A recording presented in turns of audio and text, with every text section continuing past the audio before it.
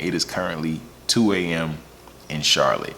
Probably not the smartest thing, but for me, it's the most peaceful time because everybody's asleep. Yeah, so here I am at 2 a.m. filming this video for you guys. Before we get into it, shout out to Riley Maddox, Southeastern basketball player. Riley dropped this book off on me a couple weeks ago. Ego is the Enemy. The title is pretty self-explanatory.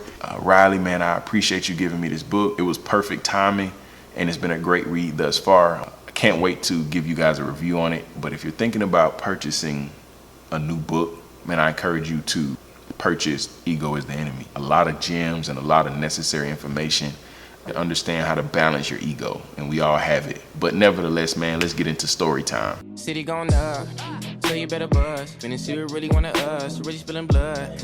Everybody tough, till they gotta go and see the judge. They begin to hush. Never growing up, all I wanted was. I tell stories all the time as a teacher because I have some crazy stories. If you're a friend of mine, you know that like my life is just funny. It's just crazy stuff be happening. So I tell my stories in class. My students find them to be very interesting. And so they told me like, hey, Coach P, when you start your YouTube channel, you should have a segment called Story Time. And during that time, you should just tell some of your funny stories. And so I'm like, you know what? I'm gonna do that. And this is probably not a funny story, but it's informative. And I wanted to tell you guys how I started my YouTube channel and why. So let's rewind back to 2017. So I'm having a conversation with my good friend Julius. Shout out to you, Julius. I had this job. I was working at a high school and I was doing security for some reason. Long story. And they gave me a golf cart. I spent most of my time outside driving on this golf cart and I hated it. I absolutely hated it. I would call Julius at 9 a.m. Monday through Friday and we would talk until 12, 3 hours a day. And in those conversations, man, we discussed everything: relationships, goals, business plans. And one of the conversations that we had was YouTube. Originally, because we used to watch the Joe Budden podcast all the time, and that was like a bulk of our conversation, we wanted to start a podcast and we were going to record it and put it on YouTube.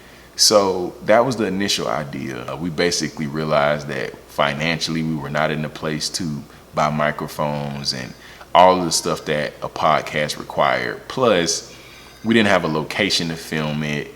We didn't want to travel back and forth because I was living in Tallahassee, he was living in Lakeland. So we pushed the idea off, and of course, nothing came from it. Julius is very persistent, man. He would always say to me, even after that, man, we got to start that YouTube channel, man. We got to start our podcast. He would just randomly say it. Fast forward to June 27, 2020. I remember it because it's my birthday. Typically what I do on the day of my birthday is I sit down and I reflect on the year before. I look at myself and evaluate my performance. What did I accomplish in the past year? What areas did I grow in?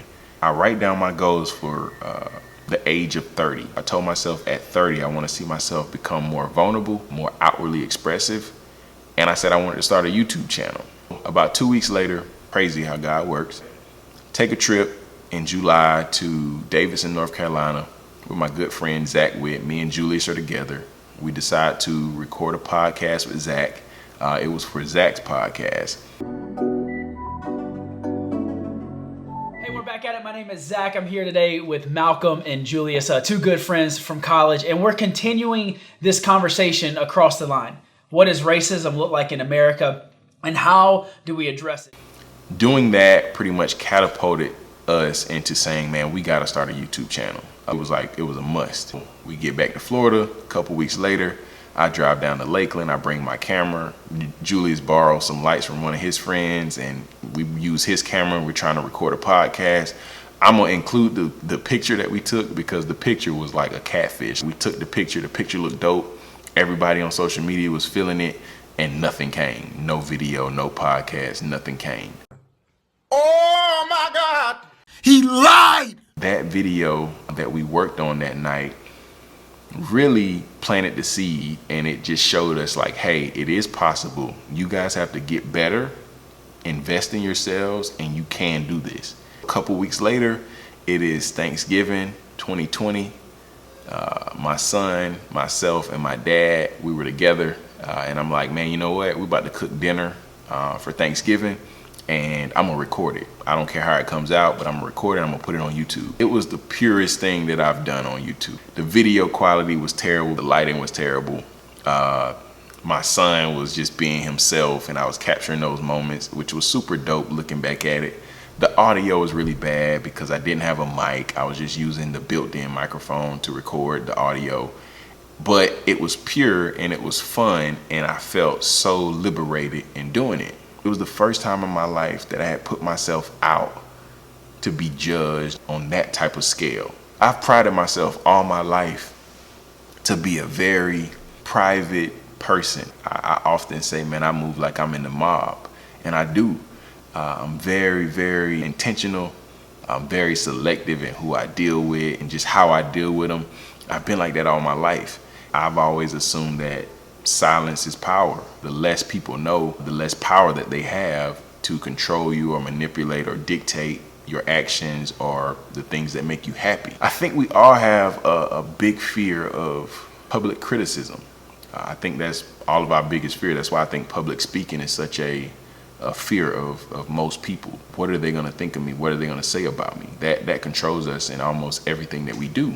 Putting that video out, it broke down the illusion that people were gonna criticize me and that I couldn't handle it and I couldn't take it. That video really started it off for me. Don't really care about the views, don't really care about the comments and all of that. It was the feeling that it gave me. And it's funny because I got this freedom shirt on, and I originally planned to do a different video, but essentially I felt free. It was the first time that I took my mask off and was like, hey, this is who I am. This is what I love. This is what I enjoy. Take it or leave it. This channel came out of nowhere. It's like I go from being super reserved to boom, now I'm on YouTube, and people are seeing sides of me that they probably didn't know existed. And it was all based on a conversation that was held in 2017 when I was on this stupid golf cart, freezing my butt off, talking to Julius every day. If you're watching, Julius, man, I appreciate you, bro, for being a friend and really encouraging me, man, to get out of my element and start a YouTube channel. Maybe the podcast will come sometime soon. I don't know. But right now, we're gonna enjoy this YouTube, and we're gonna try to continue to get better every video. Thank you guys for tuning in. Please like, subscribe, and share. Look forward to more content coming out very soon. As always, keep it in the road. Yeah, Sirski. City going up, so you better buzz. Finna see what really wanna us. Really spillin'